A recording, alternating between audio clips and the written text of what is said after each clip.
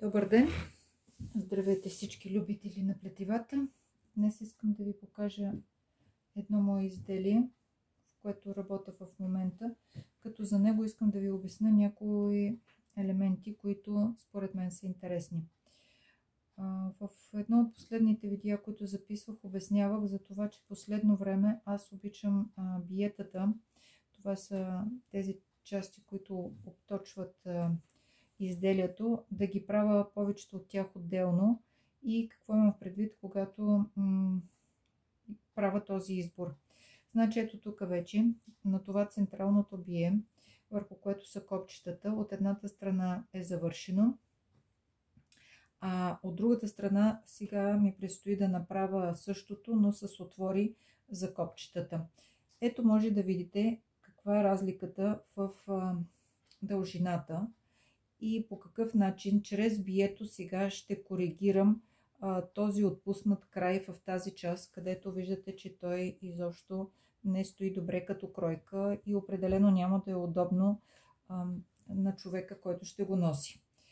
Как става това? Значи това става като изваждам бримки тук с този конец, от който ще бъде бието, и специално на тази жилетка съм направила опит да изплета двойно в тази част, където ще обхване края, и след това се съединяват двете части, която е отпред и отзад, в едно, за да не стане прекалено твърдо бието, защото и копчетата са си така тежички, не много, разбира се, когато са плетени копчетата, те са не чак толкова тежки.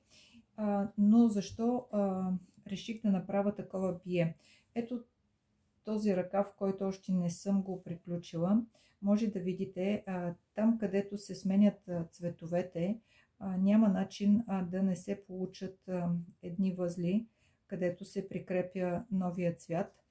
И това на мен изобщо не ми допада и търсих начин, тъй като тези възли се намираха точно в този край на тази част от жилетката. Исках да ги прикрия и те всичките са прикрити в ето това бие. Всичките тези не особено красиви. За мен е много важно изделието да изглежда красиво и отвътре. При ръкава, който единия вече е завършен, тези конци съм се опитала да ги прикрия, като съм направила обточване на една кука, нещо като тип оверлок, за да може всичките тези конци, доколкото може, ето тук още малко имам да издърпам с куката вътре в това обточване, за да може да стане красиво изделието. Този проект лично аз съм си го кръстила Златна есен.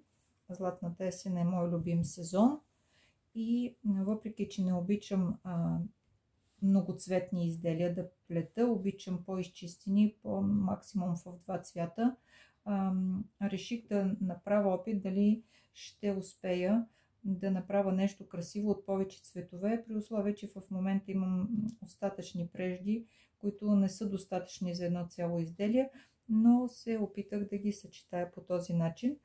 След това ще направя показно как точно изваждам примките за бието и как го правя и как правя тези плетени копчета.